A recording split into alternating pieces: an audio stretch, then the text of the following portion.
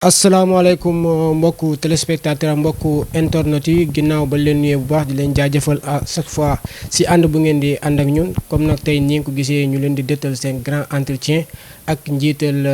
mouvement bi ñuy duppee mon pays mon avenir ku ko jiite ngeen xam ko bu baax mu wuyoo si turu Ibrahima Cissokho tey nag ñu daal di koy certifié ñun journaliste yu nekk ci commune Tivaouane Peulh Niaga Niakoulrab daal di sekk ak moom waxtaan comme ni ngeen ko xamee nag ginnaaw élection yi ba léegi gis ñu ko mu def benn sortie au niveau communal ba tax na tey jii ni mu am initiative daal di jàkkaarloo presse locale bi pour daal di yëy yàbbi si yoo xamante ni xew na si commune bi ak au niveau national mais balaa ñoo dugg si waxtaan bi comme que dama fi nekk ak samay mbokku naataango ma permettre la ñoom tamit nuyoo ak mbokku téléspectateurs ak internet yi Cheikh Anta ma lay nuyu di la bàyyi ak kàddu gi nga nuyonte mbokku téléspectateurs yi. Donc bonsoir ñu ngi nuyu commune Tivaouane Peulh Niaga Niakoulrab di peut-être tey présenter format bi ça va être un peu difficile parce que mënoo wax bienvenue sur la zone TV ni sur Malcolm wala donc Demba Xibaar et que ñuy rafetlu aussi initiative bi parce que collaboration dafa war a am si ñuy liggéey et que ça va permettre en même temps ki nga xamante ni mooy acteur politique bi au lieu d'être de passer partout donc muy am ay répétition ak loolu ñu jël format bi aussi ñu si sant équipe technique bi ñu àndal di leen si sant di si sant aussi ki nga xamante ni mooy Ibrahima Cissokho mu nekk mon pays mon avenir mu nekk koo xam ne nag depuis élection yi ba léegi bi mu amee chute donc dégguñu ko il a préféré peut-être daw làqu ji ci presse nationale bi nga xamante ni xamuñu réalité commune bi et que tey mu may ñu occasion bi aussi ñu ko ci nuyu di ko sant mais avant tout aussi ñuy massawu commune Tivaouane Peulh Niaga Niakoulrab ci cas de noyade décès yi nga xamante ni am na fi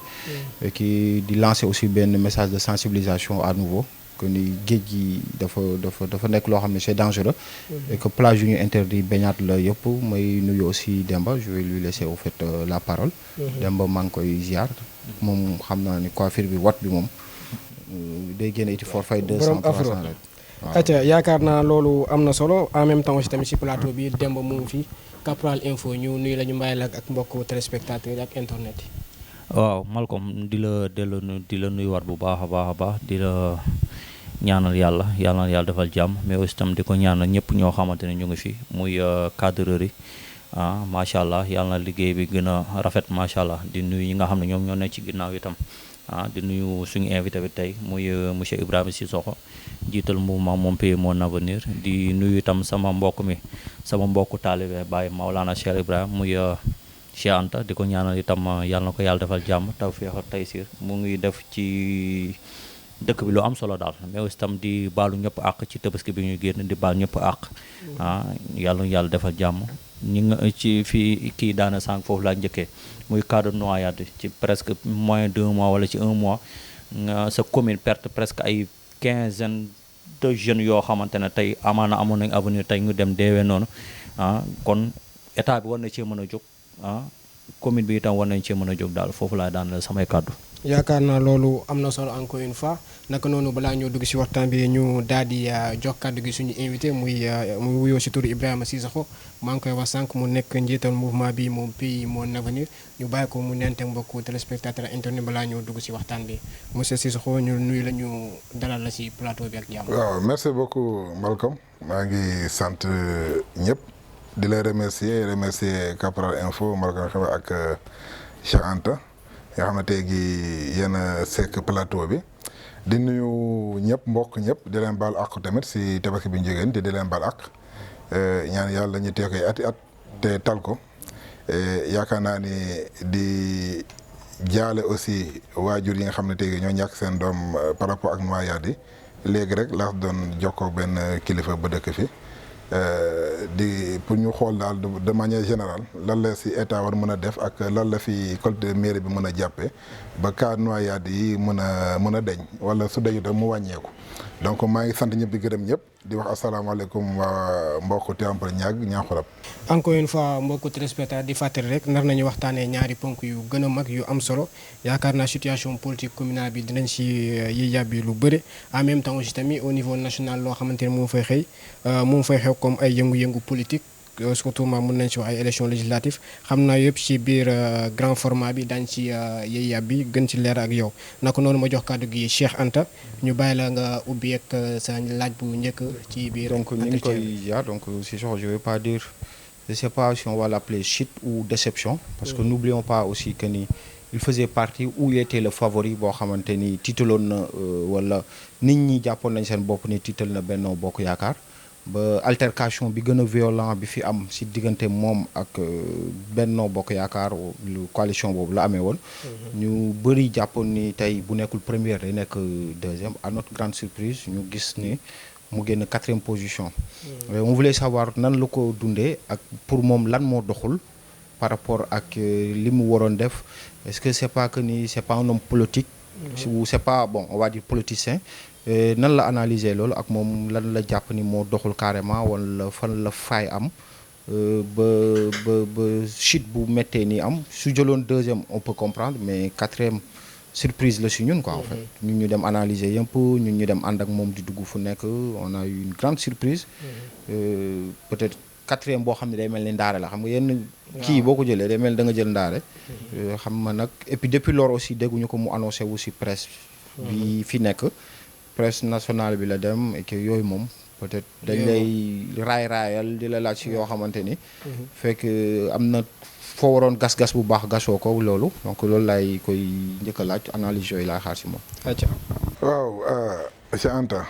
maa lay remercier si sa question bi mais d'abord permettre ma sant vraiment tey jii militants yi ak sympathisants yi nga xamoon ne tey jii ñoom laa doon àndal di liggéey si mon pays mon avenir ak si coalition bu ñu demee moom Sénégal 2035 di leen jaajëfal aussi di leen wax ni wax dëgg yàlla man personnellement aw ma seen fay parce que tey jii lépp loo xam ne lu waral na si liggéey ak def nañ ko. Maintenant comme tu as dit nag surprise am na man surprise la aussi si man mais surprise la mais nag en réalité nag dama say jàngat lu bëri aussi te yaakaar naa ne jàngat bi lu bëri toog naa nag jël recul parce que yaakaar naa ne soo nekkee si mbir su dara amee la ngay war a njëkk a def mooy taxaw seetlu xool lan moo dox lan moo doxul fan la manquement amee ak fan la sooxe amee. donc man si lu ma jàngat de manière globale am commune bu yaatu la te am ba Niakhoura mënu moon imaginer sax nii la toll ak ruqarukaat yi nekkoon si biir gox bi mais d'abord benn damay jàpp ni commune bi imaginer sax nii la toll ak ruqarukaat yi nekkoon si biir gox bi mais d'abord benn damay jàpp ni commune bi dafa am benn particularité te particularité boobu bokk na si loo xam ne ni jël ma koon en compte ay loolu mën naa jàpp ni peut-être bokk na si lu ñu xaw a sooxe xam nga commune bi soo xoolee tey gi li may ndam Benno Bokk Yaakaar soo xoolee tey gi mën naa ne tous les promoteurs globalement tous les promoteurs fonciers sont partis se relier avec le maire te soo xoolee ñoom ñoo nekk Tivaouane Peulh ñoo nekk ñàgg ñoo nekk Niakhoura ñoo nekk Benno ba alors loolu parce que am na benn information ba xam ne mi ngi doon circuler te damaa jàpp ne principalement loolu bokk na si lii tax ñit yi njort ni kii si ñëwee daf ñuy indi ay jafe-jafe mooy wàllu suuf si parce que du lu may nëbb souvent di ko wax ni suuf si li nga doon wax ni souvent dañ koy xool wala nangam fu ñu amee projet fan lañ koy def am na benn dëggin bu ko nit yi amee ba pare sama adversaire aussi am nu ñu ko utiliser contre man parce que gëmloo nañu nit yi ni Cissokho su falotee gi yéen ñëpp da leen di tëj alors que c'est archi faux parce que wax dëgg yàlla gisuma ban maire mooy mën a tëj nit yaakaaruma ko mais xam nga tey gi li mu leen doon wax mooy peut-être aw moon occasion aussi dem comme ñoom si télé yi di wax loolu bokk na aussi c'est deuxième erreur de communication parce que ñoom ñu ngi doon communiquer si télé locale bi Tivaouane Peulh Zone TV mais ñin suñu éléments yi tamit demuñu woon di indi ay contre réponse ay contre vérité et gis naa ne loolu tamit si lu sooxe woon parce que xam nga soo dëggalee ay nit nga xam ne si loolu la ñuy teddee nga ne leen kii soo la ko falee mooy seen musiba parce que lépp li nga doon am si teraanga da leen koy xañ kooku ak ku mën a doon amoon na ay jeunes yu doon ànd ak ñin mais si loolu la ñu rocceeku parce que dañoo jàpp ni seen nijaay seen bàjjen seen tonton si jaaykat suuf yi la bokk te sax su faloo da leen di indi ay jafe-jafe alors que bon ma ne leen loolu peut-être erreur bi mooy il fallait apporter une réponse très tôt wax ak nit yi que nekkoo si tànk yooyu parce que ay projet soo koy indi si dëkk war nga xam foo koy def man foofu laay wax mënoo indi projet jëlee ko bitim réew nga ñëw xamoo foo koy. mais commune bu toll nii quand vous mentionnez le mot édite ou là ça fait un peu peur. édite foncier. waaw moo que j'avais utilisé état des lieux ñu copier coller ko tas ko biir Tivaouane Peulh état des lieux parce que xam nga soo waxalee ko koo xam ne peut-être comprendre soo ko ne état des lieux day yaakaar ne lépp la mais xam nga damay leeral juste pour ñu parce que point ba du mu sori parce que xam nga état des lieux tey gi loo mën a am si àdduna projet ak même ñi fi toog mënuñoo def projet si dëkk bi te defuñu état des lieux war nañ mën a xam fan la ñuy samp projet bi wala projet bële maanaam loolu la woon mais nag gis naa ne ñoom liggéey nañ si contre man c'est nous sommes en politique c'est de bonne guerre man nangul leen ko mais deuxième chose aussi mooy nit yi moom pays man lañ ma xamee ñu ma woon Sénégal 2035 et ñu bëri dañoo amoon problème mën a ràññee Sénégal 2035 parce que amul leneen loo xam ne mën na ko mandargal mais ñi nga xam ne jànguñu wala seen jàng soriwul dañu amoon difficulté pour kan mooy Cissokho si biir mbir mi parce que bu doon ñamala yi ñëpp xam nañ ko mais soo nee ay vert jaune coalition Sénégal 2035 xamuñu ñu bëri tey gi on a eu danam difficulté pour expliquer nit yi naka ngeen di ràññee tey gi Sénégal 2035 mu bokkoon aussi si loo xam ne nii bokkoon na si li ñu handicapé loolu moom mën naa ko wax et je pense que globalement mën naa jàpp ni foofu laa ko gën a foofu et puis foofu laa gën a def maanaam li tax lu bëri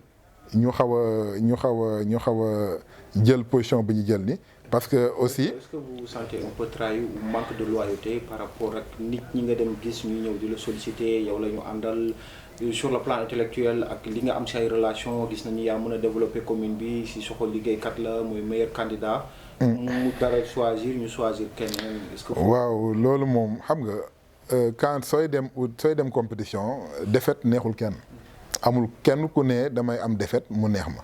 mais nag li may wax souvent mooy déception am na dama koy wax souvent parce que y a eu des trahisons même en interne y a eu des trahisons am na yoo xam ne ni après ngay jàngat lu bëri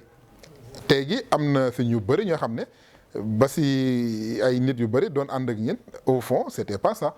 et après ngay découvrir que ni bon ñii seen intérêt boobu ma la fi tax a indi ñu bëri ñi ngi doon ànd ak yow sa caravane yi di duggante ak yow di ñëw sa kër te voté lu ñu la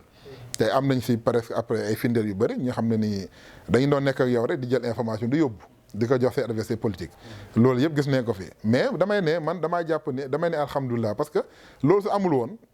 dinaa am surprise parce que tey jii suñu gagné woon commune bi si anam yooyu man maa njëkk am regret parce que bu doon nañu gagné woon si anam yooyu ma gis tey jii yaakaar naa ne même suñu jëloon commune bi on aura des d'énormes difficultés pour réaliser suñu projet yi donc lii ma daf ma permettre ma xam commune Tivaouane Peulh Niakoulrab population ban laa amal affaire xam aussi yan alliés laa amal affaire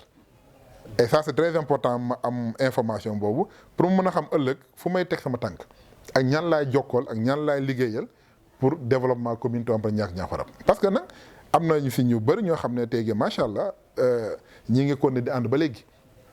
yàlla def ni aussi nit yi bu élection jeexee ba léegi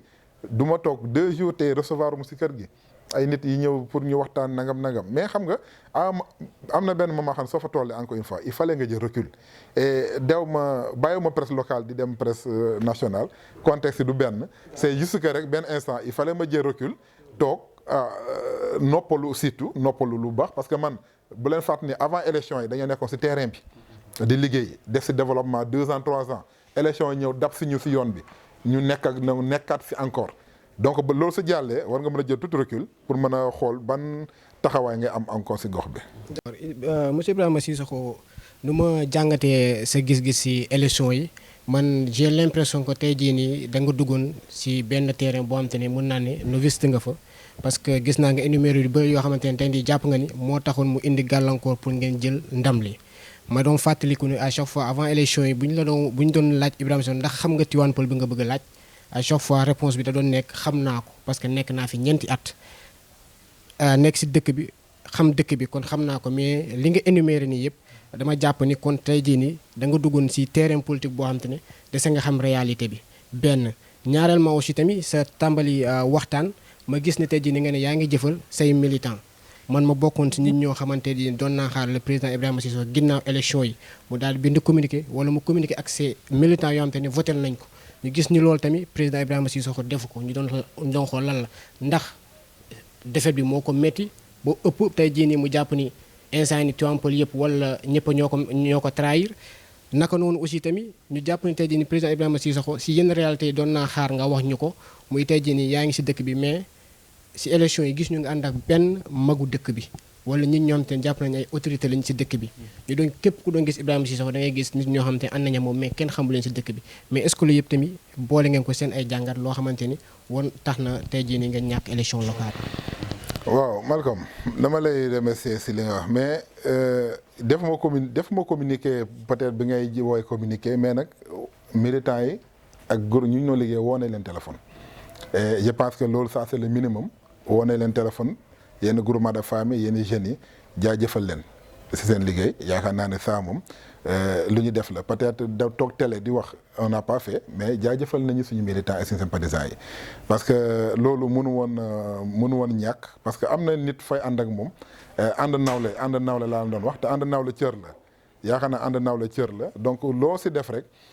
du xeebal du dara parce que ñooñu moom mënumaa mere ñëpp c'est pas possible donc loolu moom mënul nekk parce que ñi ma doon àndal encore dëmb barki dëmb am naa si ñoom satisfaction et li nga wax noonu pratiquement dëkk bi xam naa dëkk bi ay problème am je pense que loolu laa doon wax je connais les problèmes de la commune parce que dugg naa fu nekk xam naa problème jàng-jàngale bi xam naa problème wér-gu-yaram bi xam naa problème infrastructure yi mais nit yi nag nit daal lëndëm nit mënoo ko xam Malcolm mënoo xam jikkoy nit da ngay njort lu mu la wax ngay mën a jàpp mënoo njort ni tey jii nit ki nee na la bëgg na la da ngay nekk sa jabar sa kër wala sa rax mu dem votalu la te doo xam parce que bañ gàcce la ñuy wax nga bañ gàcce moom nit ki lu nekk si xolam moom ak yàlla doo ko xam donc côté boobu moom damay ne kenn mënu la ne doomu aadama yi maîtriser nañ leen ba si ñoom ñiy gagné tey gi dañoo am surprise parce que xalaat ñoo dañuy gagné ba dee dëggay dëgg donc ñoom même ñoo am nañu surprise malgré tous les moyens qu'ils ont investi parce que bu du woon tey gi taxawaay bi am si dëkk bi moyens yi ñu investir élection locale duñ ko investir ils ont investi énormément de moyens parce que xam nañu l'enjeu est là dem nañu ba gëm ni am na des gens conscients une population consciente par rapport à ça il fallait sortir les gros moyens peut-être Benno aussi a sorti les gros moyens ça il faut le dire maintenant par rapport à ça te ñin suñu moyen bopp la ñu doon demee ça aussi il faut nga souligner ko nekk ñu yor ñu alal boo xam ne mënoon nañu permettre ñu mën a def comme ñoom lu ñuy def déedéet ñun dañu doon ànd ak nit yi rek si ànd nawle bi ma wax souvent te pour ñu ànd liggéey dëkk bi parce que ànd liggéey la mooy ànd nawle magi dëkk yi ngay wax nii lu tax ànd magi dëkk yi yooyu ngay wax xam naa ñëpp xamante nañu fii mais xam nga du question lu tax dew ma ànd ak ñoom mais ñoom ils ont fait un choix xam nga tey jii magu dëkk bu dem def choix ne man président Macky Sall joxe na ndigal damay dem ànd ak benn bokk yaakaar parce que fa laa bokk kooku mënoo si dara da nga koy nangul te ñoom ñëpp de manière unanime ñi ngay woy mag dëkk bi en tout cas ñoom ñëpp même nga nit yi bëgg ko nit yi bañ ko ils étaient d'office avec le maire Papis moom la ñu àndaloon ànduñu fi beneen candidat donc loolu ñu nangul nekk ba si dëkkee foo dema ba si ay bënnoo ba da ngay gis ne dina la recevoir mais après au fond de toi xam nga ni si seen kaddu ngay comprendre ne ñii dafa am lu ñu coloré bu leen lii ak maire donc ñoom dañuy ànd ak moom si coloré boobu te loolu yow mënoo ñëw dindi loolu da ngay ñëw def li nga war a def bien que di nga dem fenn xam ni fii terrain nangam la mais sa devoir mooy nga dem jaay leen sa programme wax leen li nga fi def ak yéene bi am si dëkk bi donc loolu yaakaar naa ni loolu mooy politique et je sais pas très di nga novice bu ñuy wax politique man gëwuma loolu c'est pas ça le problème mooy c'est-à-dire que population Tivaouane Peulh Niakoulrab ils ont fait un choix délibérément ils ont choisi le camp de Benno Bokk Yaakaar en l'occurrence votel Maman Sokhna Diop muy la maire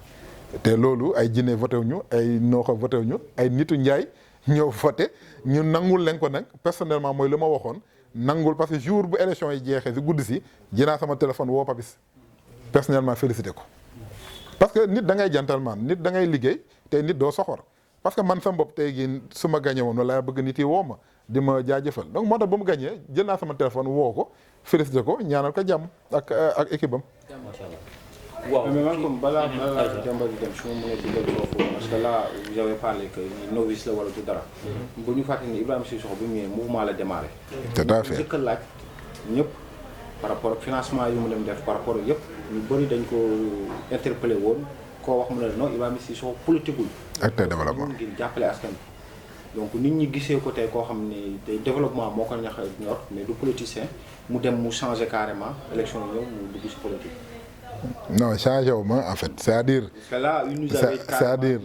tey jii li am mooy man acteur développement la et te population bi dama koy rappeler toujours télé la ñu nekk ñoo ma demandé ak ñi may àndal pour nga bokk ci élection yi man c'était pas un choix délibéré wax dama waroon bokk ñëw damay wala projeté. résultat yi wane na ko. non xam nga ñu lay demandé. 5 personnes yu ñëw sa kër mën nga nekk candidat. waaw mais 5 personnes nga jàpp rek mais tey jii ñaata nit ñoo ma voté macha allah soo ko compté di nga xam ne kon ëpp na li ngay njot mais xam nga lu am solo mooy population mooy jeune wala femme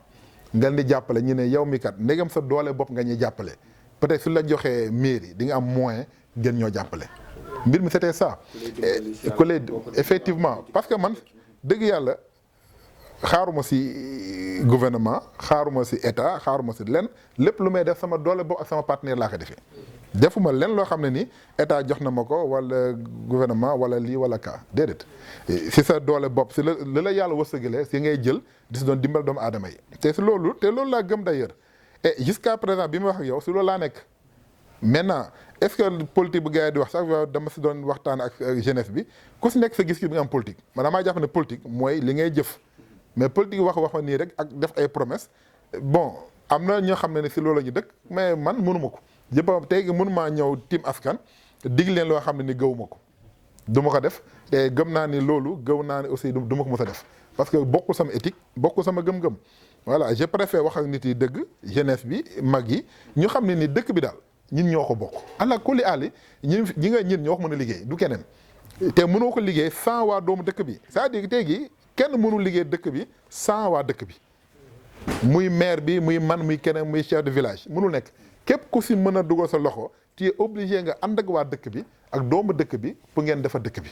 te dama gëm ne loolu mooy développement. d'accord yaakaar naa loolu leer na dem ba léegi. waaw mais aussi tam sànq yaa ngi ko wax muy Tivaouane Peulh réalité Tivaouane Peulh parce que am na ñoo xamante tey ni ñu doon communiquer waa ji de un dëkku fi de deux itam maanaam na laa ko mën a waxee kii buñ ko falee itam suñu mag yëpp la ñuy jàpp teg leen ci kaso bi. troisième bi itam muy problème mu ay problème yu ci bëri de ci kii comprendre ñun ay pël lañu keneen du ñuy jiiteeg leneen ak leneen man yooyu maa ngi ko doon dégg ci ay politiciens yu mag yoo xam ne ñu ngi ci biir dëkk bi yow tey est-ce que gisoo ne tey. mbokk sama mbokk mi moom laa mën a jàppale tey gisoo politique gu Sénégal tey dafa dem ba dugg ci mbirum mbokk diw mi nekkul pël man duma ko voter diw mi nekkul joola wala ñu nekkul njaago. bon loolu juste que c'est dommage c'est dommage Sénégal yaakaar naa ne président suñu maam bi lu ñu fi liggéey ak depuis président Léopold Sédar Senghor du tey la ñuy toog di wax waxu ethnie ay xeet parce que tey jii kër boo dugg fekk fa xeet yëpp man may soo duggee suñuy kër sama rakk yi ay seen jabar ay pël lañu estiva sama rakk yi jigéen see ay séeréer see ay joolaa xam nga kon du problème xeet la ñuy wax Sénégal fii kër boo dugg fekk fa xeet yëpp ñu toog et discours boobu c'est un discours haineux boo xam ne ñu koy def dañ leen war a tegaat fi yoon ak ku ko mën a def waruñu la bàyyi sax ngay continuer wax jooju parce que gis nga Sénégal mooy dëkk boo xam ne mag yi dañ kaa liggéey ba pare car macha allah fii du dëkk boo xam ne da ngay wax kii pël la kii séeréer la kii bambara la comme ni ko gars yi waxee malien la dëkku fi mais man su ma dëkkul Tivaouane fan laa dëkk c'est-à-dire tey jii fii la ma yàlla wërsëgale fii laa dëkk naa Nord Foire 10 ans Nord Foire dëkk naa fa 10 ans donc tey jii mënoon nga faa jënd leneen mais tey jii yàlla fii la ma wërsëgalee ma jënd fi terrain tabax fi dëkk fi ak sama njaboot kon ki fi dëkk 1 an ki fi dëkk il y a 1960 ëppalewu la dara si Tivaouane Peulh parce que man pour man fii laa dëkk bi laa dëkk nga teg fa dara moo gën man loolu laa gëm gëw ma ni ay fii laa cosaanoo sama maam fi cosaanoo loolu amul fenn xam la am fii laa dëkk nu may def ba def dëkk bi jëm kanam man loolu laa gëm te affaire xeet moom du ma sag sori da di débat boo xam ne ni amul solo Sénégal gëm naa ni ak tarixa luy wàllu xeet wàllu tarixa du débat parce que ku nekk moom am nga sa gëm-gëm te nit ku ne da nga war a respecter gëm-gëmam mais affaire xeet moom yaakaar naa ni débat bu inutile la boo xam nit yi peut-être politique nag dina tax ku nekk pour say mbokk bëgg la voter la mën nga wax lu nekk mais du débat parce que tey jii amul kenn ku sañ a toog nga ne séeréer laa séeréer yëpp ma bëgg bambara laa bambara yëpp ma bëgg pël laa pël yëpp ma bëgg man tey jii mais si élection yi doon na ànd ak ay pël yoo xam ne tey jii ay doom Tivaouane pël lañu juddoo fi màggee fi yaroo fi comme kii li wax ni kii peut-être ay mag lay wax mais man am na jeunes yi mën a àndal mais fi lañ dëkk doon ay pël am na ay jigéen yoo xam ne mais ay pël lañu ay mag yoo xam ne mais ay pël lañu mais c'est que te ñooñu vraiment ay ñoo xam ne mbokk lañu sax si ñoom mbokk lañ si ñoom mais man li ma la daan wax souvent rek mooy politique warul tax nga xaajale ay mbokk même suñu daan ñu bëri suñu daan ñëw di wax dama leen di xamal lii day jeex donc lii waru man du ma leen defal discours buy tax ñu noonoo ak seen mbokk parce que lii jeex na te tey gi mi ngi moment bi wax yow jeex na donc tey gi bu doon dama leen jéem a takkale ak seen mbokk ngir politique kon tey gi résultat yi ni nga ko gis mais alhamdulilah ba kenn musul toog nga ne Sissoko boole na ma sama mbokk wala wax na lii sama mbokk. macha allah mais tey sànq am na ku fi doon wax mbirum alliés yi nga àndaloon tey alliés yi xam nga nit tey bu fekkee da ngay ànd ak moom ci ay mbirum politique faa nga xool koo xamante ni ñu am base lañu ñoo xamante ne am nañu base ci seen ci seen fief waaw ci loko mais ñu gis na yow tey ñi nga doon àndal est-ce que am nañu benn poids boo xamante ne am nañ ko ci en tout cas jàngat bi ma am man si élection yii ñu am du électorat Sénégal 2035 électorat mon pays mon avenir la ça c'est très clair électorat mon pays mon avenir yi nga tey gi bu doon récépissé bu gouverneur rejeté woon avant élection yi mon pays mon avenir lay demee moom lay demee c'est clair te su ma si demee woon mon pays mon avenir doo nekk fi ay problème de coalition et coalition aussi ay nit yu ànd rek la te mënu moon peser seen poids parce que politiquement xaw ma seen poids mais ay nit yu bëggoon ànd ak yow bokk gëm-gëm ak yow bokk gis-gis ak yow te ñu doon àndal pour la plupart duñu ay politiciens. mais est-ce que amul loo leen doon jéem benn moment. duñu ay politiciens. am nga loo leen doon jéem ku ci nekk itam ku ci nekk na nga toog sa kii man ma fekk la fa nga jàng. non xam nga temps bi xat na xam nga temps bu ñuy def coalition yi ak temps bu ñuy élection di am man mën naa ne temps boo xat na pour nga xam ku nekk lu mu doon. man personnellement dama la ne élection yi ñu génn. électorat mon pays mon avenir la et ça je pèse bien mes mots du électorat Sénégal 2035 parce que soo xoolee nit yi xamuñu Sénégal 2035 mon pays mon avenir la ñu xam ak Ibrahima Sissoko et foo mën a dem tamit loolu mooy génn maintenant yàlla su la boole ay nit yu baax ngeen di ànd te dama leen di jaajëfal ah parce que ku si nekk li nga mën def nga ko ku si nekk li nga mën même bu dee ñaar nit ñett nit juróomi nit c'était pas ça qui était important parce que ñun li amoon si ñun importance mooy naka la ñuy boole ay compétences liggéey dëkk bi te soo xoolee man nous étions la seule coalition bu ànd tous les partis politiques à l'intérieur man liggéey na ak waa PS waa PDS waa PASTEF waa Benno Bokk Yaakaar liggéey na ak ñëpp parce que li ma doon wax souvent mooy gox-goxaat du mbirim par parlo du mbirim parti politique te lu ma gëm la woon la te lu ma gëm la ba léegi donc alliés yi joxe nañu lu ñu mën def nañu lu ñu mën dama yaakaar ne seen limite foofu la toll donc damay loolu tamit li may jàngat la pour que ëllëg aussi ma xam ñan ngay gën a mën a lëkkalool pour nga xam ne am nañu de solide base politique parce que on est en politique c'est vrai da ngay def développement mais Sénégal dañu politique la ñu xam donc soo yegsee si politique sooy def développement def ko si politique jotee nga politique et je pense que ça je l'ai pas compris avant mais maintenant kenn du ma ko jàngal su politique jotee moom damay politique ça c'est très clair te dootu mos am benn xel bu ñaar wala sentiment c'est ces détails là su politique jotee dañuy xam dañuy politique su développement jot nga xam ne dañuy liggéey donc man ñaar yooyu moom ça je l'ai très bien compris et incha allah li si kanam raw li gët. donc Malcom foofu damay dugal benn question par rapport à ces alliés quoi parce que ñu gisoon la au départ on avait vu Aïdara mu déterminant ngeen di ànd ñu dem ba si yàlla ñu gis ki nga xamante ni mooy Assane. mi nga xamante Assane Niang ñu dirigé woon liste proportionnelle bi am ñu jàpp ne erreur bi gën a rëy bi nga def mooy Assane Niang bi nga jox sa liste proportionnelle am ñu jàpp ni c'est-à-dire que sa cuune politique moo la yóbbu si loolu wala li mu waroon doxalu ko ban jugement nga si am ak lan mooy sa relation ak moom ba léegi. bon déjà Chérif Tamba Aïdara sama xarit la barke y a même pas tabaski bi rek ñu ngi déggante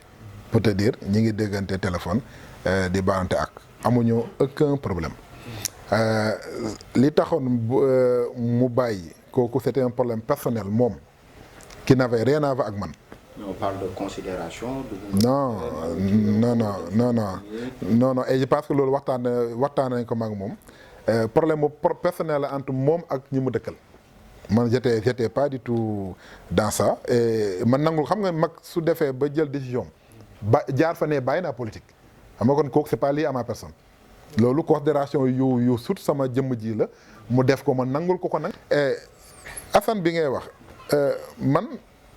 xaw ma sa base politique dëgg-dëgg son poids politique à Tivaouane Peulh xaw ma ko. mais noonu la àndee ko. xaar dama lay expliquer xam nga mooy li mu la expliquer ne ñun dañu doon toog pour liggéey pour def changement.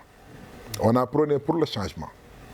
et ñu bëri tey ñun dañoo doon def liggéey boo xam ne ni képp ku doon ànd ak Ibrahima Sakho tey jii mën nga ko seede amul décision boo xam ne jël naa ko appliquer ko nit yi unilatéralement lépp lu ñuy def dañ kaa décider global. suñu toogee waxtaan ak ay nit tey jii bu doon tey jii sama waxtaan ak Cissé jàlloon na mais moo doon tête de liste proportionnelle waaw wala déet kon xam nga kon waxtaan nañ ak ñu bëri mais ñu dem ba nga xam ne am nga fu ngeen tool il fallait ñun dañoo jël compétence jiitaloon ko pour mën a liggéey ñi nga xam ne am nañu compétence mën a doxal équipe municipale dynamique lañ soxla woon. donc Assane Niang nekkoon ko xam ne nii wàll bi ñu ko dénkoon si wàllu éducation bi ñëpp rafetlu ni liggéey na si liggéey ba mucc ayib. est-ce que man si compétence boobu nag laa liggéey ak moom pour être très honnête mënuma la si compétence boobu laa liggéey ak Assane. te gëm naa ni te mu nekk aussi représentant d'un parti politique moom moo fi coordonnateur bu AFP. si commune bi. ànd boobu est-ce que am nga si regret ak lan mooy seen relation. non aw ma si regret franchement du regret parce que mooy li ma la wax nii yar ak moomu tiim aw ma si benn regret c'est-à-dire que dama see jàngat laa lay wax mais aw ma si regret parce que tey jii nee naa la suñ demaatee élection taxawaay bi mu am tey nii du ma ko amaat ak si allié yeeg ak si jëflante ak ñëpp du amaat parce que nag élection nit yi nag mënoo dem élection si yu bëri daal du tere sax laa koy mën a wax pour dire vrai mais li am solo mooy ñoom ku si nekk maa ngi jokkoo ak yow Assane Barke man sama bopp je l'appelle il m'appelle parce que moom conseiller la bul fàtte ne conseil Sénégal 2035 la. non loolu changé na de yow gën nga dem conseil municipal. waaw non xaaral rek dama lay expliquer dama Sénégal 2035 moo ko fa yóbbu. dama ne naa Sénégal non dama ne naa Sénégal 2035 moo ko fa yóbbu. mu neex ko mu nakari ko moo ko fa yóbbu donc damay ne colère boobu mënul deñ moo ko fa yóbbu maintenant nag quant à la personne nag dimension bu muy jël ak yoon bu muy jël il est libre de le faire. est-ce que mais man personnellement taxawaay bi mu am conseil yi ñuy am tey su ñuy wax tey jii Ibrahima Sakho am na ñaata conseil dañu naan ñett te moom mënu see génn parce que tey jii bu dul woon Sénégal 2035 il sera pas là il sera pas conseiller. est-ce que mais donc tey jii il est conseiller pour njëriñu askan Tivaouane Peulh ñu joxaat ko li ñu ko joxoon te am naa njort ni am na compétent pour doxal ko donc dama koy ñaanal juste une réussite par rapport à ça te wax dëgg yàlla na ça je l'ai dit on a aucun problème avec Assane Niang on a aucun souci on a aucun problème du moom du keneen te amul kenn ko xam ne ànd naa yow allié tey jii ñu dëgg ni ñu ne rëkk-rëkk am na franchement. ginnaaw loolu ba mu jàllee élection yi jàll Papis gagné élection yi au mai dégg nañ si ay xibaar tey jii nii moom Momar Sokhna Diop doon na la jéem a approché pour tey jii nii nga indi sa savoir-faire si mairie bi te bëggoon xam loolu fekkee am na nga dëggal ko non seulement aussi nga wax ni jusqu'à présent gis ñu dara loo xamante ne lu officiel la Ibrahima Sissoko ak Papis ñu ngi ànd pour liggéey pour intérêt commune bi ñu jàppoon ni Papis doon na la demandé pour nga daal di ñëw ngeen ànd ngeen liggéey. waaw Malcolm loolu moom dama koy dëggal Papis bon en tout cas man personnellement woo na ma téléphone plusieurs fois d'ailleurs du benn yoon di ñaar la may woo parce que mën naa ne li may woo bëri na mais tout ça li ma daan woowee daf ma doon woo pour ñu ànd liggéey par rapport ak développement gox bi soo gisee peut-être man li ma ko waxoon loolu laa koy waxaat tey ba tey c'est-à-dire nit soo koy jàppale il faut nga xam si la nga koy jàppale c'est mon domaine. kaa ñu liggéey peut-être neex na ñu de kaa ñu liggéey pour dëkk bi d'ailleurs sax conseil loolu laa leen wax ñi nekk conseil dama leen ne lépp lu ñuy voté assemblée lépp lu ñuy voté conseil te mu nekk loo xam ne njëriñu askan bi la ànd leen si ak quelles que soient les raisons bu dee njëriñu askan bi la ànd leen si mais bu dee du njëriñu askan bi voté contre ça c'est clair mais nag ay magum jëmm lañu ma ne ko ay mag ngeen am ngeen xel. yàlla teg na leen foofu war ngeen lépp lu leen teg te wax dëgg yàlla aussi nag li ma si neex mooy ñu ngi may rendre compte ñu ngi may rendre compte lépp luy xew ci conseil man je suis au courant donc ñu ngi may rendre compte fidèlement donc loolu sant yàlla la mais par rapport ak le maire Papis man xaw ma ci lan la ñuy xaar ba léegi parce que soo nee nit kaa ñu liggéey aussi il faut nga xam ci lan ngeen di liggéey yaakaar naa ni wax ji foofu la toll. Il m'avait fait des propositions kaay ma fal la fii wala ma fal la lële pour ñu liggéey mais bon moom non bëggoon ne bon il m'a proposé nee na naa ñëw mu fal ma conseil spécial xaw ma mais bon man Papis mënu maa fal conseil spécial je suis désolé c'est-à-dire tey jii du soxla. yow sa martaba dafa ëpp loolu dafa. non j'ai pas besoin de ça c'est-à-dire tey jii am na tey jii ñu bëri ñu mën a ay conseil man d'office su bëggee samay conseil dama koy jox gratuitement soxlawu ma poste pour jox ko samay conseil est-ce que tu vois un peu soxlawu ma absolument rien tey jii venant de la mairie muy poste ak benn privilège que ce soit pour mën a joxe sama xalaat wala joxe sama avis te suñ ma laajee sama avis dinaa ko joxe suñ ma laajee sama xalaat dinaa ko joxe maintenant est-ce que nañ ko jëfee waaw wala déet ça je ne sais pas mais en tout cas bu ma waxee daal je les conseille mu woo ñëpp parce que xam nga man mi tey jii damaa ne woon sama gagné damay woo ñëpp ñu ànd liggéey dëkk bi et yaakaar moom aussi woo na ñëpp amul kenn ku nekk leader fii nga ne peut-être woo la si ñi ma xam ñu si bëri woo na leen ñi nga xam ne nii damay taw ñoom Papis woo na leen pour ñu ñëw liggéey maintenant nag man sama bopp laa xam sama bopp mooy man xaw ma si lan laa war a jàppale Papis tey gi pour ñu liggéey man li ma mënoon mooy partenaires yi ma amoon yaakaar naa ne et ça je lui en ai parlé man ko li ma mën mooy partenaires yi ma am ma continuer ma démarché ko indi ko pour que mu nekk njëriñu commune bi su moom bu dee tey bëgg nañu collaborer si loolu la ñu mën a collaborer su ma amee sama partenaire yoo xam tey jii day loolu moo taxoon man muy xëccoo mairie yi parce que mairie bon pouvoir de décision nga en fait nga doon ut du woon teraanga wala xaalis wala dara loo fay ut mais pouvoir de décision man loolu laa doon ut c'est-à-dire que fu ñuy dogalee nga toog dogal mais malheureusement comme mënoo dogal parce que on est dans un état organisé quand même tey jii man acteur développement dëkk Tivaouane Peulh Niaga mënuma def benn action de développement fii sans le maire su ma ko jéemee tamit nag sama bopp lay nax rek jaru ko wala boog ay yu ndawaan ngay def mais quand tu veux amener de grands projets inévitablement il faut nga collaborer ak la mairie c'est évident te man bu dee tey jii yi si prêt liggéey ak tey jii la mairie ba si ñoom pour développement Tivaouane Peulh Niaga parce que nag mënoo ne dëkk bi daf laa ñor ba pare ñu lay woo si liggéey nga doo ko def maintenant nag ça dépend liggéeyal commune bi ak liggéey nit du benn il faut ñu leeral mbir mi man je travaille pas pour la personne de Papis Diop je travaille pour le développement de la commune Tivaouane Peulh Niaga te mënoo ko def sans le maire qui est lui Papis donc man bu dee damay collaborer ak moom pour njëriñu askan bi je vais le faire ça c'est évident parce que on est de secteur développement te dañoo nekk si dans un état organisé maintenant nag loolu il faut que nit yi def la part des choses xam ne Ibrahima Sokho tey jii su collaborer aujourd'hui ak Mama Sokhna Diop c'est pour dans l'intérêt de la commune pas parce que maag Papis dañu ay xarit la ñu wala nangam déedéet c'est pas ça et yaakaar naa ni moom ba léegi si tànk yooyu lay wax mais li ma ko laaj ba léegi peut-être laa amagul lu leer sama bopp mooy si ban domaine dëgg-dëgg la bëgg ma jàppale ko xam nga man yàgg naa former ay boobu je pense que li ma wax ne yàgg na de doon naa former ay dans les collectivités locales doon naa leen former si finance doon naa leen former si comptabilité de matière doon naa leen former si yu bëri donc am nañu compétence tey jii jàppale mairie ba si seen conseil municipaux yi mais mën na leen former bu dul dara sax mën na leen former leen mais loolu yëpp tey jii xeetu jàppale la boo xam ne mën nga ko jàppale tey jii gox bi. mais xam nga Malcolm lan moo ful foofu parce que man su ma nee la dama bëgg nga jàppale ma si lii laa lay jàppale boo si gisul sa bopp pour man war nga ma jox contre proposition ne ma mënuma la jàppale fii je peux pas être un conseiller spécial mais mën naa la jàppale si domaine bi ak nii ak nii. du tey bi ko Papis woowee proposé la loolu nga laaj ko si lan nga ko jàppale yow xam nga si li nga nekk à l'aise ak li gën a facile nga jàppale ko si est-ce que loolu proposé nga ko wala est-ce que du vous cherchez en même temps foo mën ni dem yóbbaale sa mouvement bi mon pays mon avenir bëgg a dem si moom ak collaboration boo xamante ni du sa personne lay collaborer mais sa mouvement ngay bëgg a yóbbaale tey ba nga xamante ni lu ñu fi def wala dara da ngay préparer waat élection yi di ñëw jaay sa mouvement pare waat tey ñu ne lii kat duggoon na si maire bi mais si portu mouvement mon pays mon avenir la nekkaale donc foofu aussi moo am lu leer. élection yi gisoon nañu ay candidats yu bàkkoo yenn projet yoo xam ak gis nañ si ndax candidat bu ne moom am na bilan. alors que am na bilan boppam moom est-ce que tamit loolu la comprendre bu ko def. effectivement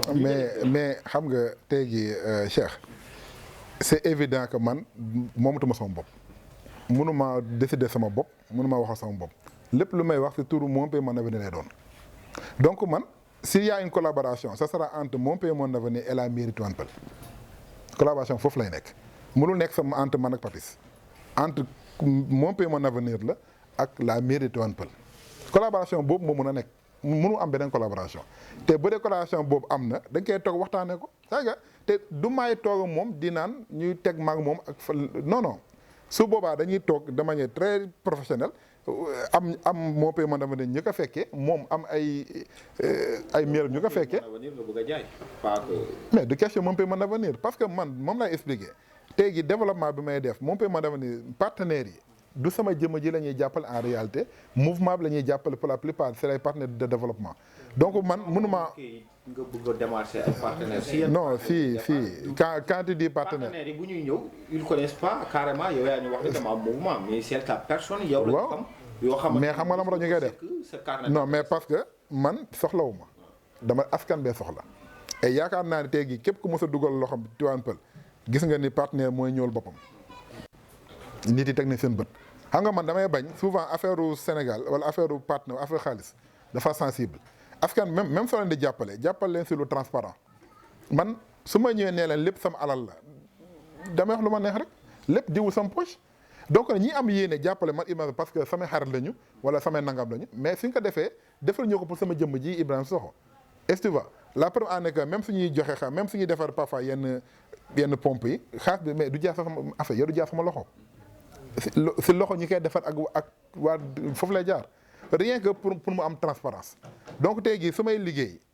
man sama jëmm ji amul trop importance en fait suñu bëggee liggéey et je pense que Mon Pays Mon Avenir c'est très normal tey jii suñu bëggee liggéey ak mairie bi mu nekk si turu Mon Pays Mon Avenir bañ a nekk si turu Ibrahima Sokho tout simplement. tout en sachant que Mon Pays Mon Avenir boobu yaa ngi koy préparer peut-être d'ici 5 ans mu am récépissé. tey bu partenaires yi ñëwee même maire bi buy taxaw sa base yi nga xamante ni say affiche day feeñaale donc déjà yaa ngi toog loolu c'est de la récupération. mais waaw intelligence boobu. non analyser non yaa ngi analyser selon ses avantages. non moo tax man la nag bu dee réellement Mame Sokhna Diop Tivaouane Peulh moo ko ñor franchement loolu war ko déranger. yow parce que réellement Tivaouane Peulh moo la ñor mën nga fi indi ay partenaires saa ñu jaar si Mon Pays Mon Avenir c'est pas une obligation forcément Mon Pays Mon Avenir amul benn. faut te dire une fois daaw ji nga si période yi avant élection yi mais indi naa fi ay partenaires yoo xam ne pourtant jaarul fi man est-ce que va un peu c'est que il faut nga xam partenaire bu nekk ak si yan condition lay ñëwee man su may indi partenaire munoo muus fexe ba du ma ko def si turu Mon Pays Mon Avenir. parce que effectivement aussi mouvement bi dañoo ne mouvement de développement ak social il faut que mouvement aussi def ni au lieu ñu ne Sissoko moo def nangam mais Mon Pays Mon Avenir def na développement def na social parce que am na si tey gi ñoo xam ne ay membres lañu ëppalewu ma leen si dara lu dul maay président kii mooy lii kii mooy lee mais ëppalewu ma leen dara si mouvement bi donc nag quand tu démarches des choses logique la nga teg ko si table bi ñëpp xam ne lii moo fi nekk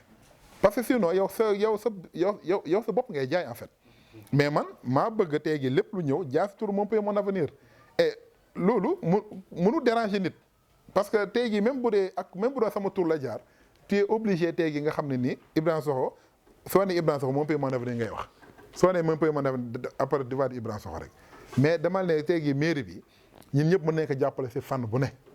man je suis prêt laa la wax ne jàppale te Tivaouane Peulh xaaruma mairie pour jàppale Tivaouane Peulh wax dëgg yàlla bu may doon liggéey si Tivaouane Peulh xaaruma mairie mais am na yenn domaine xam soo fa bëggee dugg il faut nga collaborer ñoom maintenant yi nga xam ne yow sa doole may na la ko yooyu yu ndaw yooyu yi nga xam ne yow sa doole may na la ko mën nga ko jëflante ak ñoom def ko ak ñoom par rapport ak population directement mais yenn grand projet yi nag franchement yi nga xam ne moo doon sama yéene bu may def campagne teg naa si yenn projet yu bëri yoo xam tey gi ay yéene la woon pour indi ko si dëkk bi te yéene boobu mi ngi fi ba tey te Papis toog na moo ko téléphone pas téléphone maa ma waxtaan nañ si nii mu xamal ma ni aussi que partenaires yooyu dina leen recevoir suñu ñëwee man j'attends que voir léegi nag Covid bi jaar na fii tabax yëpp jaar na mais ñooñu marocain teegi juste marocain suñu confirmé teegi seen ñëw Sénégal mais je vais les mettre en rapport avec la mairie en l'occurrence Papis parce que ñoom teegi li ñu bëgg indi c'est des lampadaires solaires may ñu ay dons lampadaires pour éclairer dëkk bi donc loolu man mënumaa xañ loolu Tivaouane Peulh te gëm naan aussi du Papis amul ban intérêt waru am mun a am intérêt pour bañ loolu est-ce que mais on voulait savoir en quelque sorte on dirait que da nga nanguwul Papis mu jiite la si lenn dañ ko gis tax ba si forme de parrainage yi ngeen di def mu nekk coordonnateur du parti bi au niveau communal bi ngay parrainer nga jël say parrain tëb ko moom dem jox ko Ismaïla Madior. non vous avez même du mal à lui remettre ça ginnaaw bi ngeen wootee unification ngeen ñëw nga bokk mais da nga ko tëb. non da nga am man dama am benn stade personne bi en personne. dama bu lay diriger d'une autre manière yaay jiitu da nga may diriger mais man maa lay jiite dama lay kii. non parce que loolu amul xam nga la moo tax loolu xam nga la moo tax loolu amul. Papis du question mooy bañ ma diriger ma fii parce que bokkuñu si lu tax mu may diriger amul benn instant xam ne bokk nañ ko mu mën ma fa diriger. mais mooy sa mère. xaaral dama la expliquer non xam nga nit aussi soo la ko posé question da nga koy bàyyi mu répondre c'est-à-dire que tey jii moom bu parrainage yi commencé du Papis moo ma informé dañuy parrainer maa ngi moom mosuñu si waxtaan mosu indiwuma ay liste nee ma demal parrainer si turu Benno Bokk Yaakaar parrainage yi initiative personnelle la ñin mouvement Mon Pays Mon Avenir pour jàppale son excellence le président Macky Sall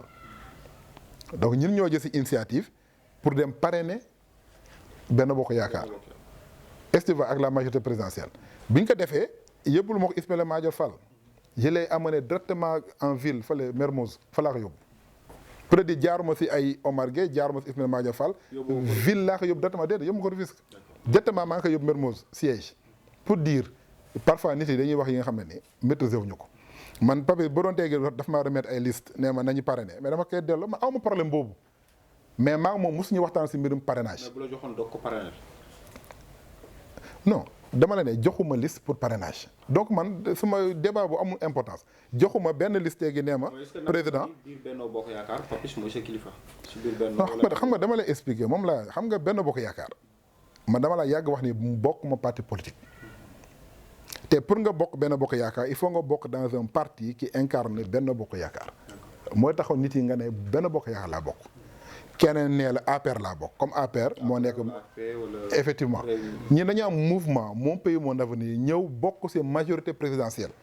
il faut que nit yi comprendre différence bi man tey gis benn kilifa laa am ci biir te mooy président Macky Sall parce que ñun ñoo jël initiative Mon Pays Mon Avenir ñi ne ñun dañuy ñëw jàppale son excellence président Macky Sall donc du affaire APR du affaire Benno c'est pas ça moo tax du coup ñoom aussi du ma leen mere suñu jëlee seen décision te boolewu ñu la si à 100% parce que yow da ngaa ñëw bokk dans la majorité et moo tax dañuy naan la majorité présidentielle loolu la ñuy wax donc quand on dit majorité présidentielle. Sokho bokkul Benno Bokk Yaakaar bokkul APR bokkul ci coalition non actuellement ñi ngi si élection législative bu dee fa nga bëgg a jëm bu dee élection législative yi ñu bokk ñun Mon Pays Mon Avenir Benno Bokk Yaakaar la ñuy jàppale. mais bokkoo leen ci coalition bi. mais coalition. attends dama lay xam quand vous parlez de majorité ñu gis ci Sokho parrainel kii ñu gis ci. mais xam nga majorité Sénégal dama lay expliquer Sénégal Benno Bokk Yaakaar la ñëpp jàpp ni mooy majorité bi donc man bu dee cadre boobu la ñu ko jàppee gis damay leeral ni effectivement ñin foofu la ñu nekk instant bi Benno Bokk Yaakaar te la preuve en est que rien que tey xam nga dëmb pourtant dañuy am ay réunion ba Rufisque te. les cadres convergents des cadres Benno Bokk Yaakaar su ñuy def seen réunion dañ may convoqué damay dem est-ce que parce que moom laa la mënoo ne damaa bokk si majorité présidentielle bi Benno Bokk Yaakaar di def dara te doo dem cadre convergents des cadres Benno Bokk Yaakaar tey jii man bokk naa fa. xam expliqué la non. commune bi loolu lañ soxla mag ñi nga xam ne jàppale woon nañ la mouvement bi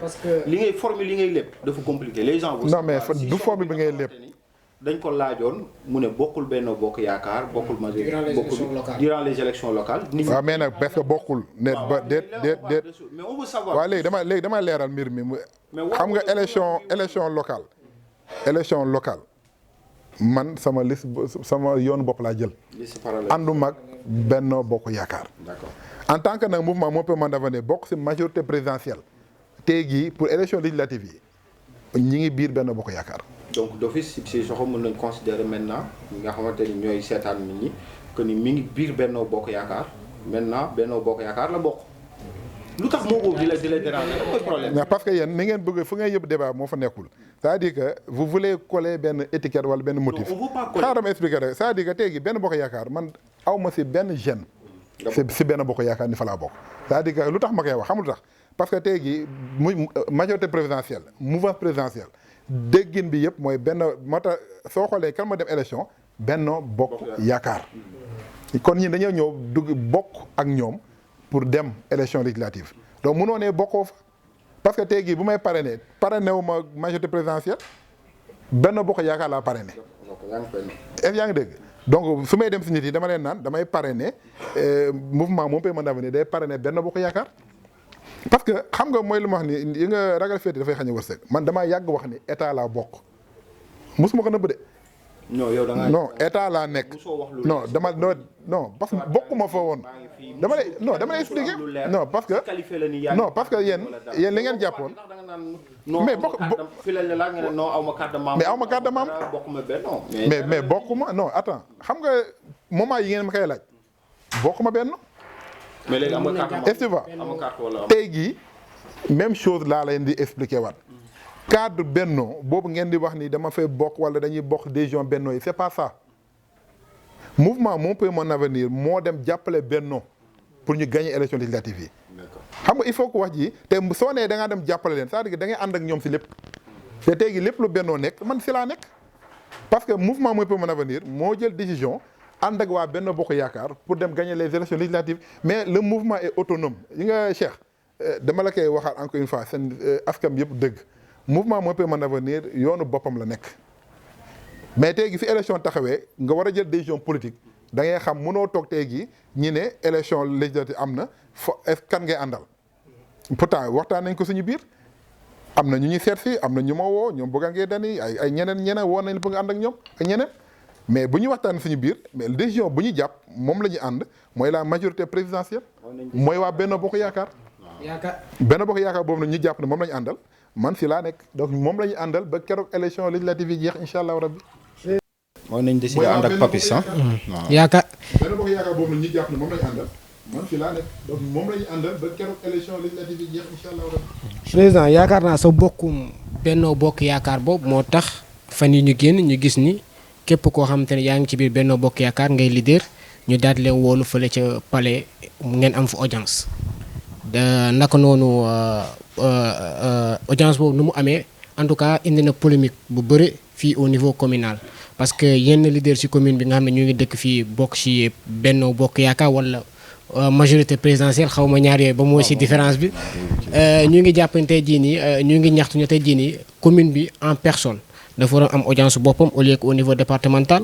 ñenn ñi tamit taxaw ne tey jii nii ba leen di convoqué ñoom yëguñu sax département bi la ñu convoqué commune bi lañ jàppoon ni lañu convoqué léegi man ma bëggoon xam ginnaaw ba nga fa demee loo. non man moom je pense que information bi ma jotoon te ñëpp mu leeroon sama bopp mooy audience au niveau département la département bi la et ça ne concernait pas que Benno ça concernait pratiquement tout le monde xam nga tey soo jëlee parti réew mi exemple laa joxe réew mi bokkuñu Benno réew mi ñu ngi ci majorité présidentielle. il faut nit yi comprendre du benn man dama ne musuma bokk Benno Bokk Yaakaar ça je l'ai dit je répète mais Mon Pays Mon Avenir moo dem di jàppale tey gi Benno Bokk Yaakaar mouvement fu ma dem damay naan mouvement am na tey gi liste booy dem di bind da ngay gis ñi ki bind Benno ki bind APR man mouvement Mon Pays Mon Avenir lay bind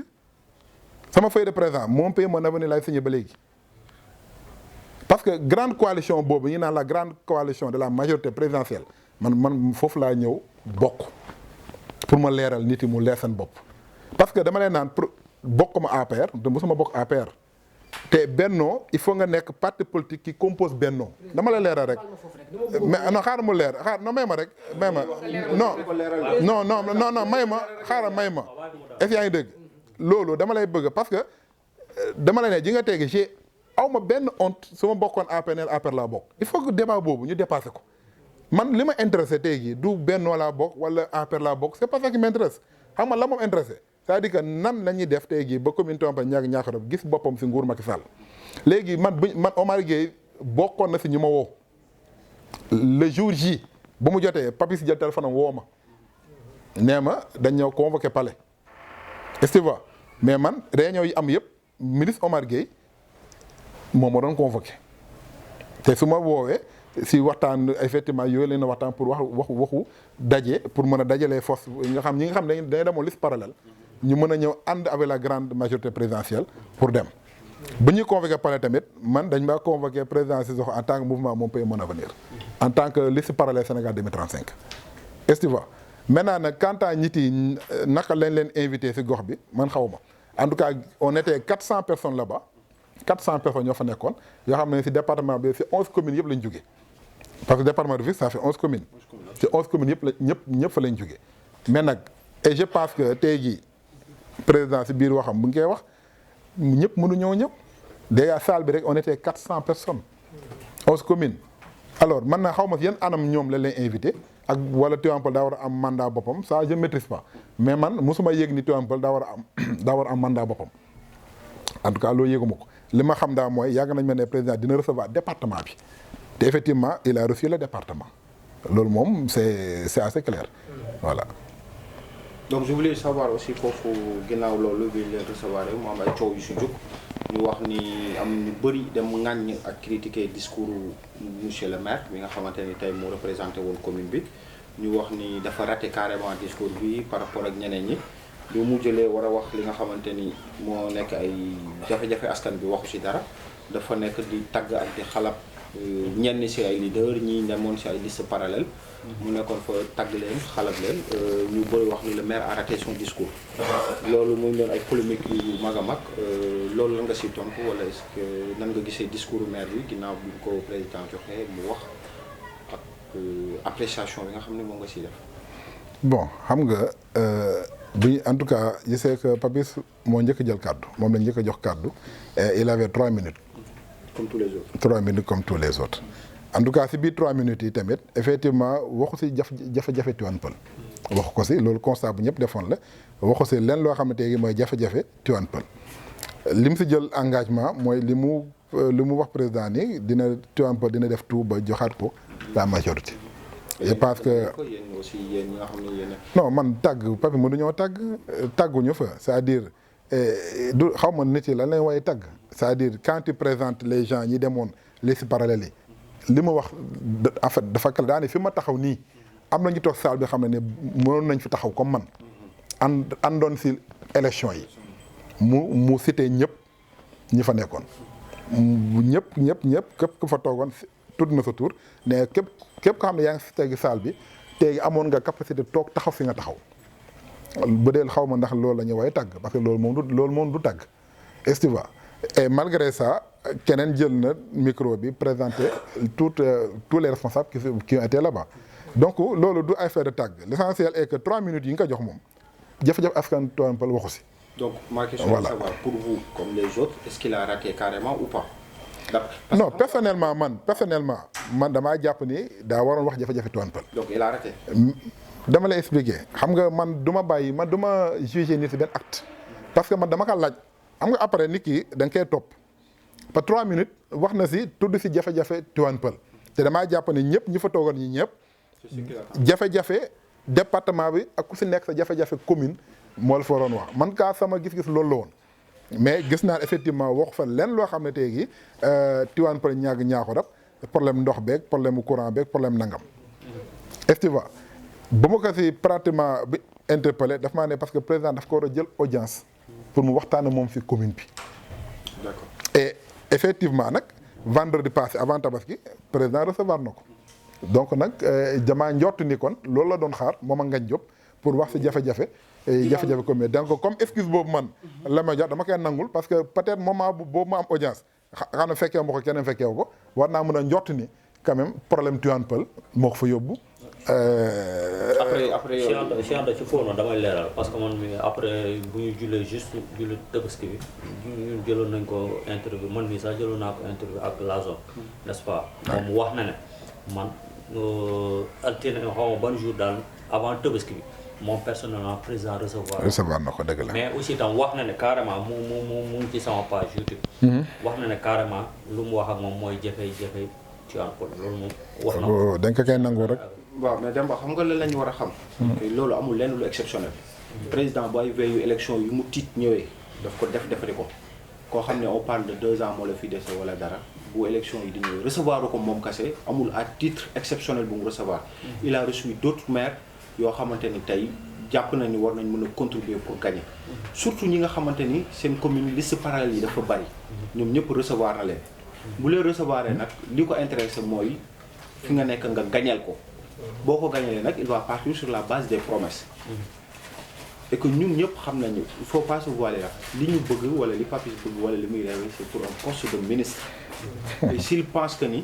ministre li la ko may mooy président recevoir la wala ngay wax yooyu c'est autre chose. yooyu dafa wax wala dara mën naa ko génn ne président wax naa ko lu ma neex. yooyu c'est pas à vérifier. waaw mais en tout cas man xam nga wax jooju pour man c'est pas trop important xam nga tax man su ne wax na fa jafe-jafe Tivaouane Peulh dama koy nangul parce que nekkuma fa wala keneen neew fa li am solo mooy ce sont deux voies président aussi li ngay wax ni président peut-être su fay élection jotee li muy tiit noonu gëw ma c'est ça. non franchement mais waaw mais gëw ma loolu la mais li ma gëm daal mooy war na recevoir ku nekk wax ak yow ak sa jafe-jafe askan ak sa jafe-jafe gox. donc bu dee recevoir na ko nag donc damay njort nii rek d'ici quelque temps normalement on doit pouvoir après élection war nañ mën a gis les résultats n'est-ce pas donc man foofu lay xaaree mbir mi je pense que loolu moom du débat boo xam ne mën nañ si sori tellement en tout cas man li ma. ñu gis ne commune bi dafa am ay jafe-jafe yoo xamante ne du jeex mën naa cee indi benn muy problème mu sécurité fii moom ku yow mi sax déjà am na sa benn mbokk boo xamante ne déjà mooy loolu dëkk bi insécurité bi fi nekk ak dëkk bi maanaam li fi nekkoon tey commune bi taxawu ci ba ay jeunes yoo xamante dañoo formé ñëw xeex jëlee li nga xamante ne moom moo fi naroon nekk loo xamante ne tey amaana xale buñ ci màggoon du baax muy mbirum jaay yàmba tey yow tey ñi nga xamante ne toog nañ fi tey ban message ngay lancé par rapport ak problème mu dëkk bi ci surtout nag ci mbirum insécurité bi nga xam ne moo fi am.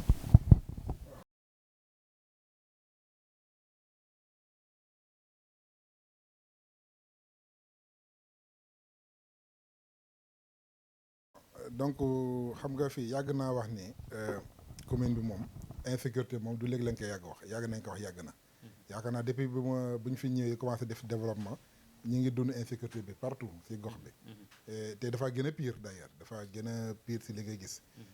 soo xoolee man en tout cas fi ma dëkk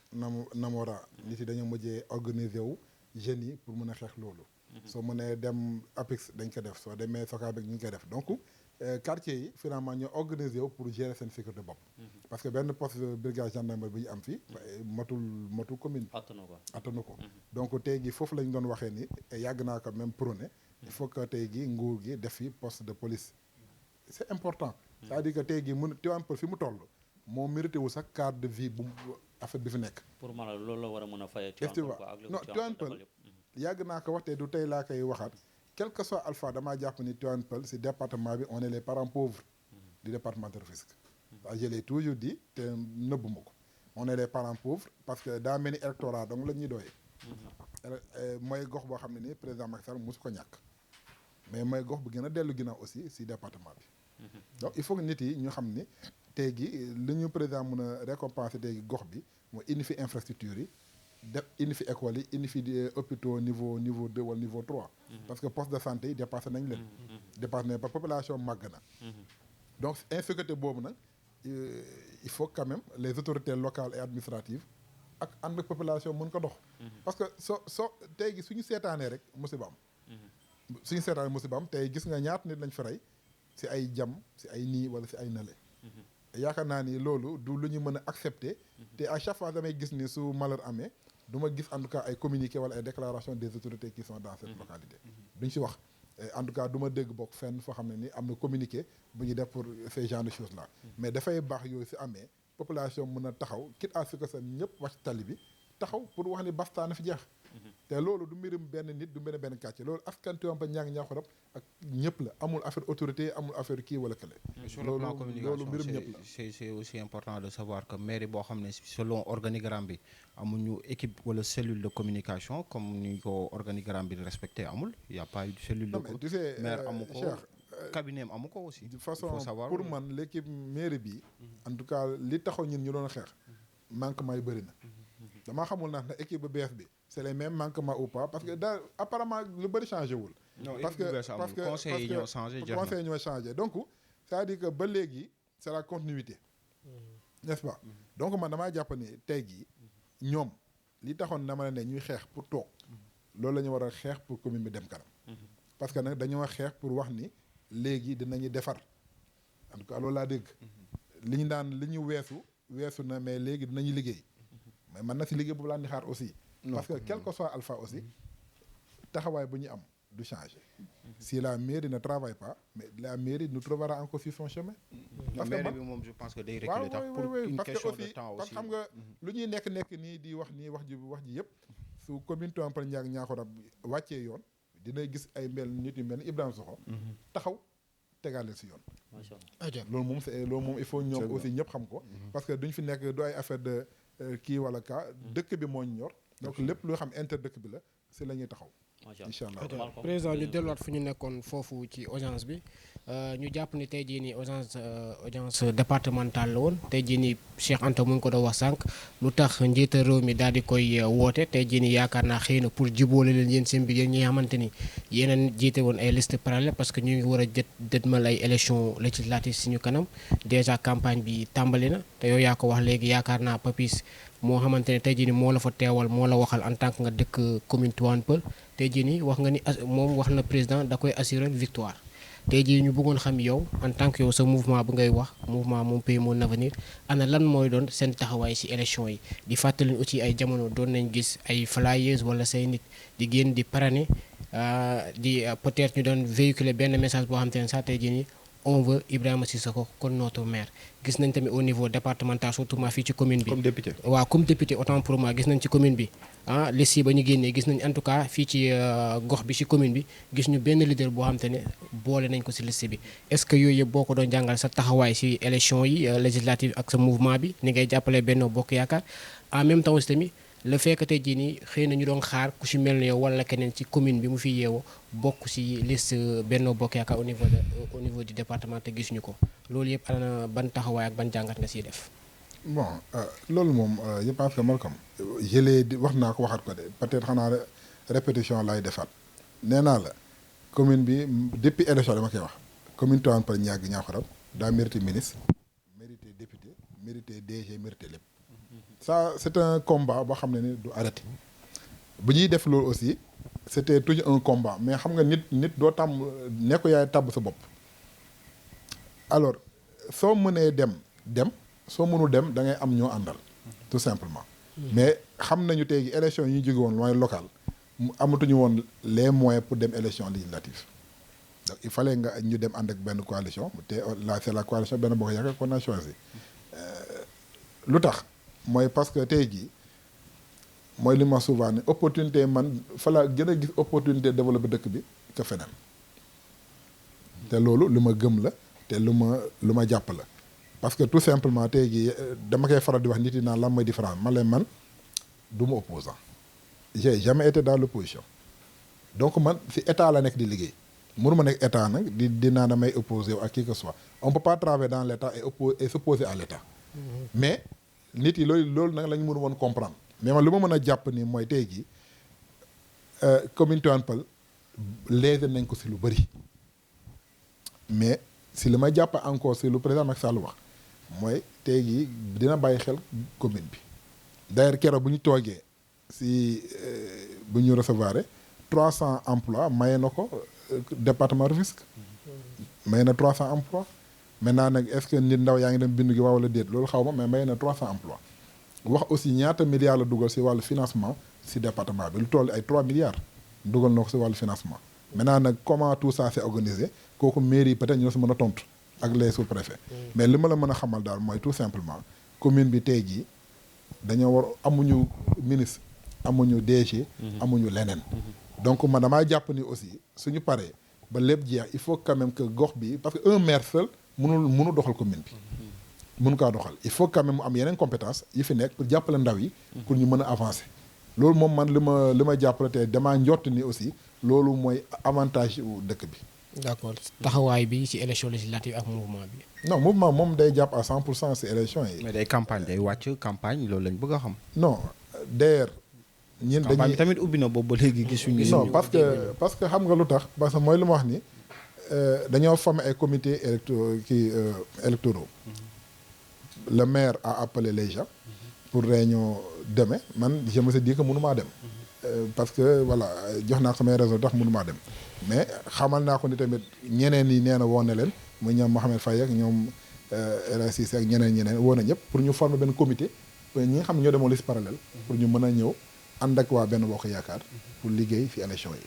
te loolu aussi il faut ñu xaar gars yi la la ñuy des foofu parce que foofu rek la gars yi di campagne mais pas en tant que tey gi man mouvement may génn jël sa may dépenser ko naan damay dem campagne je pense que ñëpp dañuy boole seen doole mu nekk benn campagne.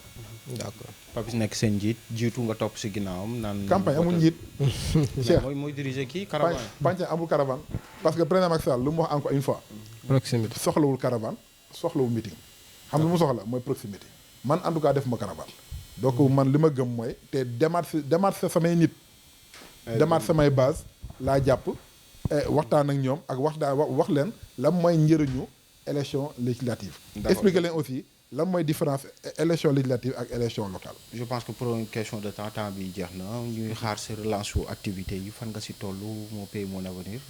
waaw de façon taxawoon ak yooyu.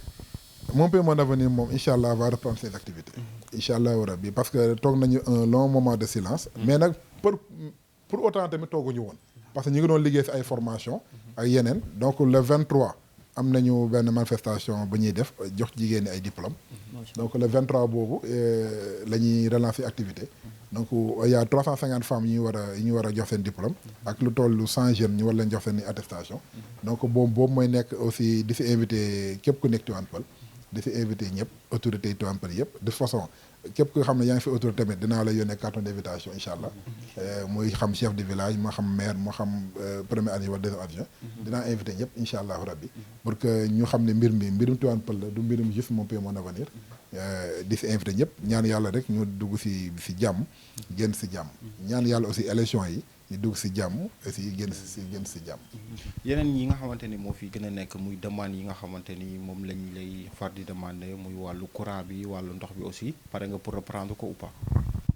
non yooyu moom du ma ko laalagum. ba si kanam. incha allah poche bi dafa bënn. waaw yortuma xaalis.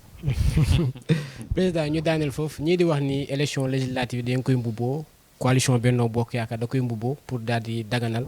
troisième mandat bi président Macky Sall ñu njort ni moom la bëgg laaj en 2024 loolu loo si tontu vite fait ñu teg. non loolu moom c'est un faux débat. loolu moom vraiment c'est un très faux débat. loolu waxu opposition yi la pour mën a gagner ay électorat. tout simplement. d'accord l'émission tire à sa fin président ñu lay bàyyi nga tàggoo président Ibrahima Sissoko xaritu Papis Diop ñu lay bàyyi nga tàggu mbokku Tivaouane Peulh ñàkk ben en tout cas maa ngi remercier ñëpp. di sant ñëpp di leen remercier yéen tamit si seen taxawaay. di wax ni aussi gox bi amul benn leader boo xam ne tey jii sama noonu la donc Papis Diop on a de très bonnes relations wax dëgg yàlla c'est-à-dire que sama mag la aussi ça je le reconnais ñeneen ñi muy moom muy Boubacar Ka muy Mamadou Ba aw ma fekk kenn problème donc tey jii ñun ñëpp ñi ngi waxtaan pour dire que àdduna loolu yëpp amul solo li am solo mooy tey jii dëkk bi nañ jiital dëkk bi man personnellement li ma sa xam mooy incha allahu rabbi dinaa seeti kilifa dëkk yu bëri toog waxtaan ak ñoom ci sama yéene ci dëkk bi incha allahu rabbi di jaajëfal ñëpp di leen sant di leen gërëm par rapport ak tout ça te di leen jox daje beneen yoon soba yàlla jërë ngeen jëf. donc ñu leen di gërëm di leen sant mu nekkoon seen émission grand entretien ñu ànd si ak Malcolm bi nga xamante ni en même temps moo yor Malcolm xibaar ñu ànd si ak Demba ànd si ak ki nga xamante ni mooy Siko Thiam ñu gën ko xam si Abdou Thiam mu yor Dental TV ànd si ak Waagaan ak muy directeur wu la zone sur le plan donc programme ak loolu ñu ngi remercier mbokk Tivaouane Peulh ñàkk rab di baalu nit ñi ak di leen wax ni tamit élection yi bu ñu nangu gars yi di leen yooyu ak yooyu daal ñoom xam nañ yeneen yi dinañ ko égali ci plateau di remercier Malcolm di remercier Demba ñi ma àndaloon je vous remercie fi ñu fi jërëjëf